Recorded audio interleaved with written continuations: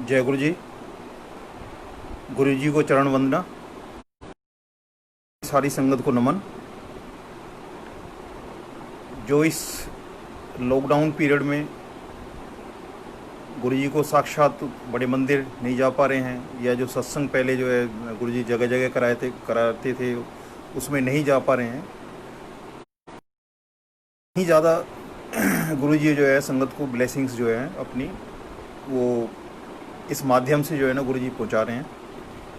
और मैं सत्संग कराते हैं, वो तो सत्संग करना ही है, लेकिन उसके साथ में एक और चीज़ यह है कि जब ये ऑनलाइन सत्संग हो रहे हैं, इसमें हमें नहीं पता कि कोई हमारे सामने तो बस गुरु जी हैं और हम तो सत्संग उन्हीं को सुना रहे हैं, क्योंकि संगत का आमना सामना तो कोई है नहीं।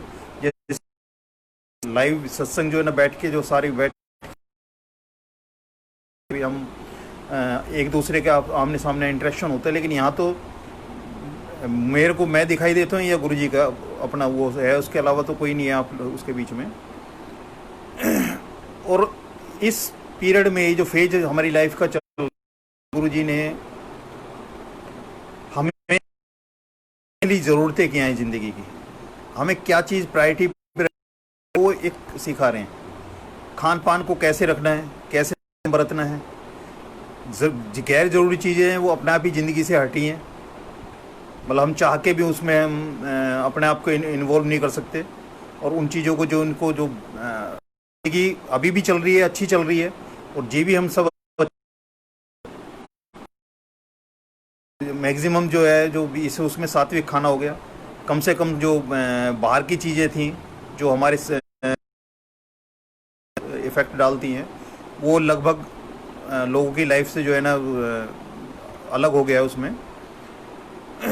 तो मेरा 4th नंबर का, हम 5 भाई हैं, तो 4th नंबर का भाई जो है उसकी अपनी कोई परेशानियां थी, वो अपने कुछ बिजनेस को लेके, कुछ हेल्थ को लेके, और उसको लीवर का भी एक दिक्कत थी, क्योंकि उसको एक 92 में जो है स्टैबिंग वगैरह हुई थी, तो काफ़ी उसको 13 स्टैबिंग हुई थी। उसके लीवर में भी एक हुआ था, जिसकी वजह से मतलब पूरी थी जो उसको जो है ना हेल्थ का इशू चलता रहता था उसका। हमारी जो लाइफ की पार पाने के लिए हम सब कुछ करते हैं। मैं जाने लगा तो वो अपनी थोड़ी बहुत समस्याएं शेयर करता था उसमें, लेकिन खुलकर नहीं बोलता था, लेकिन भटक बहुत रहा था। इतना भटक रहा था वो कि वो नेपाल तक एक मुखी रुद्राक्ष तक के जो है ना उसको पाने के लिए वो भी उसने सब कुछ पैसा गंवाया, टाइम गंवाया, कि उसको लगा कि भाई ये अगर वो मेरे हाथ में, किसी ने उसको बता दिया कि भाई अगर एक मुखी रुद्राक्ष जिसके पास होता है तो वो राजा होता है। तो बताते हैं कि नेपाल के वहाँ जो एक जो पेड़ है जिसपे 2 ही लगते हैं, साल में 2 ही लगते हैं, और नेपाल नरेश जो है वो उसकी प्रॉपर्टी होती है, और वो जिसको चाहे वो उसको दे सकता है। तो उसने इंदिरा गांधी को भी जो है ना उसने जो है ना गिफ्ट में दिया। इंदिरा गांधी के था अच्छा उनका अपना टाइम था, मतलब दुर्गा का वो स्वरूप मान के जो है ना लोग कहने लगे थे उनको, अपना वो था। तो उसको भी लगता था कि बार बार जब भी मेरे से कोई बात करता था वो, तो मैं उसको एक ही चीज़ कहता था, मैंने भाई तू जगह जगह भटक रहा है, भटकने की ज़रूरत नहीं है, ये गुरुजी ने मेरे को अपनी चरणों में लगा लिया है, तो भाई तू भी वहीं आ जा, तेरा वहीं कल्याण। लेकिन जब हम अपनी अकल उसको जो है ना ऊपर लेके चलते हैं, और गुरुजी का एक अपना है कि जब हम ये लेके चलते हैं ना कि अगर ये काम तो मेरी अकल है, इतना मेरी कैपेबिलिटी है कि मैं इस काम को कर सकता हूँ, तो फिर एक बार वो ढीला छोड़ देते हैं। घोड़े जो है ना दौड़ दौड़ के थक के वो काम जो है ना चुटकियों में निकाल देते। तब हमें पता लगता है कि हमारा कितना ही कैलिबर हो, हमारे अंदर कितना ही माधव हो, लेकिन बहुत सी चीज़ें हैं जो हमारी पहुंच से बाहर हो जाती हैं, हमारी सोच से ऊपर हो जाती हैं। शुरू होते हैं जहां मेडिकल लाइन जो है जहां एंड होती है, उसकी जो ऑप्टिमम जो है, बिल्कुल सर्वोत्तम जो वो है, वहाँ जहाँ ख़त्म होती है साइंस, वहाँ से तो गुरुजी शुरू होते हैं। तो उनकी उन तक पहुँचना है, वो क्या कर सकते हैं उस तक पहुँचना, ना तो साइंस का ना मेडिकल का किसी का भी जो है इतना कैपेबिलिटी नहीं है कि गुरुजी की उस पहुँच तक पहुँच सके। तो वो काफ़ी परेशान रहता था। तो उसी दौरान में मेरा उससे बड़ा वाला जो भाई था उसको कुछ प्रॉब्लम थी, उसको राइट साइड में चेस्ट में जो है ना कोई सिस्ट कुछ नज़र आई, उसको एक्सरे वगैरह कराया उसने, एमआरआई वगैरह कराए। तो डॉक्टर ने उसको बोल दिया कि नहीं जो भाई आपको इसका जो है ऑपरेशन कराना पड़ेगा। तो अब जब उसको बोल दिया कि ऑपरेशन ही इसका एक इलाज है, तो उसने वहाँ जो है वो अपोलो में गया। अपोलो में जाके उसने जो है वो पूरे टेस्ट कराए। उसके जो फादर इन लॉ थे वो हॉस्पिटल से ही रिटायर्ड थे, तो वो उनके साथ थे वहाँ। उन्होंने वहाँ जो उन्होंने बजट वगैरह जो बताया उन्होंने, तो उन्होंने फिर बैठ के डिस्कशन किया भाई किसी एक डॉक्टर किसी और से भी जो है ना इसका एक बार सेकंड ओपिनियन ले ली जाए, कहीं ऐसा ना हो कि ये ऑपरेशन कराने में जल्दबाजी हो रही हो। तो उन्होंने सेकंड ओपिनियन के लिए फिर जैसे डॉक्टर ढूंढे कि कौन सा ऐसा डॉक्टर है, कौन सा सर्जन है जिससे ठीक रहेगा। तो एक्शन बालाजी जो है पश्चिम बिहार में जो है ना, वहाँ एक डॉक्टर थे। तो उन डॉक्टर का पता लगा उनको, उन्होंने सर्च किया, लोगों से पूछा, तो उनको पता लगा कि हाँ वहाँ जो है ना वो डॉक्टर है और उसका भी हाथ अच्छा है। तो उन्होंने कहा भाई ठीक है, उससे भी हम एक सेकेंड ओपिनियन ले लेते हैं। तो वो जब उससे ओपिनियन लेने गए तो उसने भी वो टेस्ट करा रखे थे जो सब देखा थे। देखने के बाद उसने जो है उसने बोला जी ऑपरेशन ही होगा, आप ये बताएं कि अब लेजर से कराना है या ओपन कराना है। जो है होल करके जो है ना उसको जो अंदर जो सिस्ट है उसको काट काट के निकाल लेंगे उस चीज़ को। फिर उसके बाद उस डॉक्टर ने बातों बातों में एक चीज़ और कह दी कि ऐसा भी हो सकता है कि लेज़र करते करते जो है ना ऐसे हालात हो जाएं कि आपका ओपन सर्जरी करनी। तो उसने कहा भाई ठीक है।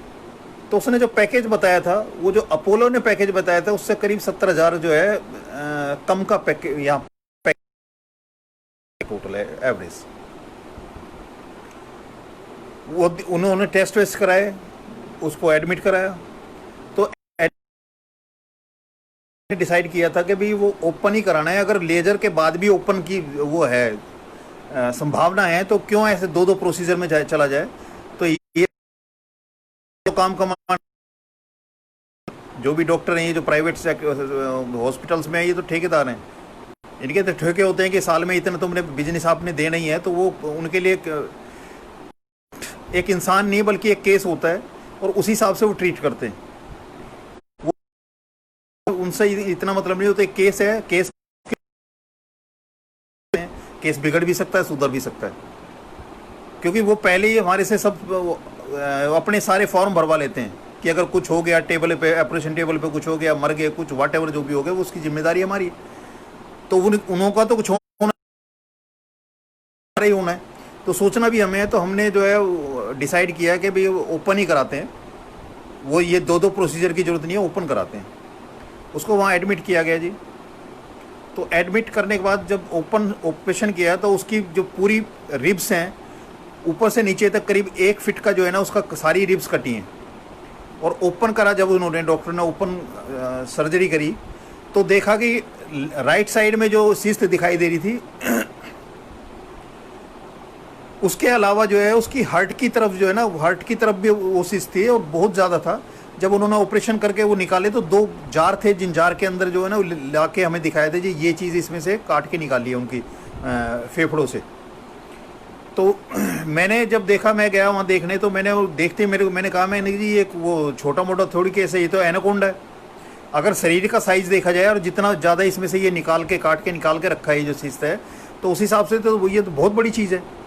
तो ये गुरुजी की कृपा रही कि अगर वो उससे कराते लेजर से कराते तो जिसको अपोलो वाला देख रहा था या उससे पहले वाला देख रहा था या बालाजी वाले ने भी पहले वही देखा था कि एक साइड में है, तो वो एक साइड का तो शायद लेजर से हो जाता, लेकिन वो दूसरी साइड जो डेवलप हो रही थी जिसका पता ही नहीं था, ना भाई को पता था ना डॉक्टरों को पता था ना उसकी किसी रिपोर्ट में आ रहा था, तो उसका तो कुछ करना ही नहीं था। वो कुछ दिन बाद फिर डेवलप होनी थी।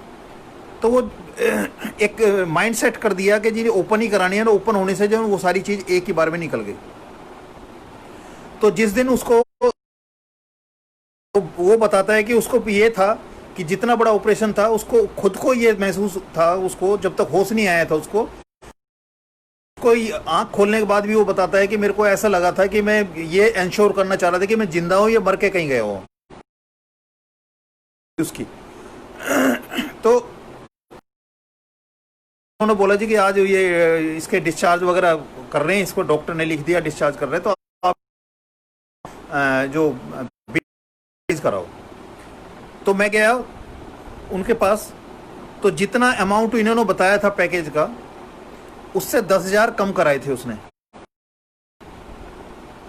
भाई ने 10,000 कम कराए थे, जितना मतलब 70,000 तो अपोलो से कम इन्होंने बताया था अपना पैकेज, और उसमें से भी 10,000 कम जमा कराए थे।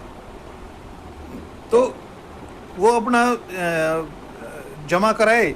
जब मैं वो बिल वो करने गया, मैं उसका पेमेंट करने के लिए मैं पैसे लेके बिल नीचे गया, बिल फाइनलाइज किया उन्होंने। तो मैंने कहा हाँ जी मैं पैसे कितने कितने वो करना है। तो उसने बोला, कहने लगे जी आपका तो जो है 13,000 रुपये जो है ना आपके ओवर हैं, आपके निकल रहे हैं, आप एक काम करो उस काउंटर पे चले जाओ और वहाँ से वो अपना जो है ना वो रिफंड। मैं वहाँ गया, उसके दूसरे काउंटर पे गया, वहाँ जाके मैंने उनको उसको प्रेजेंट किया। मैं उसने जो है ना वो 1,000 के 13 नोट जो है ना उसने गिन के मेरे को दे दिए। मैं जो ऊपर गया तो उधर वो जो सामान वगैरह समेट रहे थे उसको डिस्चार्ज होने के बाद में, तो भाई ने पूछा जिसका ऑपरेशन, वो कहने लगा भाई साहब और कितना लगा, क्योंकि ये था कि पैकेज के हिसाब से 10,000 तो हमने देना ही देना है, और उसके बाद भी और कितना लगा उसके बारे में वो मेरे से पूछ रहा। मैं चुपचाप निकाले जेब से और वो 13,000 उसको दिखा दिए। मैंने कहा ये जमा करने की तो बात अलग है, जो तूने जमा कराए थे उसमें से ये 13,000 रुपये और वापस रिफंड मिला है। तो उसके जो फादर इन लॉ थे, जो पूरी लाइफ सरकारी हॉस्पिटल में बिताई है, वो कहने लगे इतने साल की मैं करके आ चुका हूँ, आज तक मैंने कोई ऐसा केस नहीं सुना कि प्राइवेट मतलब शेर के मुंह में से तो जो है ना गया वो वापस आ सकता है, लेकिन प्राइवेट हॉस्पिटल में जमा कराया हुआ पैसा वापस नहीं आ सकता। कह रहा वो तो कुछ भी करेंगे लेकिन उस तक तो एक्सटेंड करेंगे, बल्कि उनकी कोशिश होती है उससे ऊपर भी जो है ना वो चार्ज करें उसका। तो कह रहे ये पहला केस है मेरी लाइफ का कि 40 साल की नौकरी भी कर ली और उसके बाद ये पहला केस मैं चाहूँगा जिसमें प्राइवेट हॉस्पिटल पैसे वापस कर रहा है। तो जिस दिन उसका ऑपरेशन होना था उसी दिन जो है जो एक मुखी रुद्राक्ष के बारे में जो धक्के खा रहा था, जगह जगह धक्के खा रहा था, वो उसी दिन जो है ना फ्लाइट से दिल्ली आया था और सीधा हॉस्पिटल चला गया कि भाई आज छोटे भाई का ऑपरेशन है बड़े भाई का, तो वो सीधा हॉस्पिटल आया। तो हॉस्पिटल में जब वो आया तो वहाँ जो मेरे जिसका ऑपरेशन था उस भाई के जो साले हैं वो कहने लगे कि जी आप जो ना एक काम करो, अब रात को हम रुकेंगे, आप जो है दिन में आ जाना। अब रात को उन्होंने वहाँ से मेरे को कर दिया। तो बड़े मंदिर में जैसे सेवा चलती थी, तो मैं बोला कि मैंने कहा भाई ठीक है मैं तो मंदिर निकल जाता हूँ, मैं फिर जो गुरुजी को हाजिरी दे आता हूँ जब अगर यहाँ मैंने नहीं रुकना है। तो जो वहाँ रुकने की ऐसी बात थी कि जहाँ उसको एडमिट कराया था वहाँ कोई भी उसके पास रह नहीं सकता था और बाहर इतना जगह नहीं थी वहाँ अपने आप को कर सकें। तो मैं बड़े मंदिर गया, तो वो जो छोटा भाई था, उससे छोटा भाई जो दिल्ली आया था उसके लिए, वो कहने लगा भाई साहब तो आप मंदिर जा रहे तो मैं भी चलता हूँ। मैं उसको स्कूटर पर बैठाया और बड़े मंदिर हम चले गए। मैं अपनी सेवा में लग गया। वो एक तरफ जो है जो बड़ा किचन था उसके आगे जो वो थी सेटी सी जो बनी हुई थी उस पर वो बैठ गया, लंगर वगैरह कर लिया उसने। उसको भी प्रोसीजर नहीं पता था, पहली बार गया था और मैं अपने सेवा में लगा हुआ था। तो वो वेट कर रहा था कि भाई साहब जब फ्री होंगे तो हम घर चले जाएंगे। तो उस दिन उसने वहाँ जब बैठा था तो उसकी जो पोजीशन है, जो लीवर की उसकी पोजीशन थी, और डॉक्टर ने बोल रखा है उसका भी ऑपरेशन बोल रखा था, लेकिन बड़ा रिस्की था वो ऑपरेशन। और इसलिए जो है एक उसका दोस्त डॉक्टर था, उसने बताया कि जी ये बहुत ज़्यादा रिस्क है इसमें और बिल्कुल लाइफ को मतलब एक तरह से झोंकने वाली बात है। तो वो कह रहा था कि कोशिश कर लेते हैं कि अगर दवाई गोली से हो जाता है चल जाता तो ठीक है, क्योंकि ऑपरेशन बड़ा रिस्की है। जो इसकी स्टेज है आपके लीवर की स्टेज है, जो वजह है इसमें, तो ये बड़ा रिस्की है। तो इसको थोड़ा सा जो है ना देख लेते हैं एक बार दवाई गोली से करके। वो उसका वो पीरियड चल रहा था जो उसका वो एक फ्लाइट में ऐसे ही वो एक डॉक्टर था उसके साथ वाली सीट पे बैठा था, और वैसे जैसे ही बाहर निकला वो, तो उसकी भाई की गाड़ी जो है ना वहीं एयरपोर्ट पे लगी हुई थी। वो वहीं छोड़ के गाड़ी से गया था और वापिस जब गया तो वहीं थी।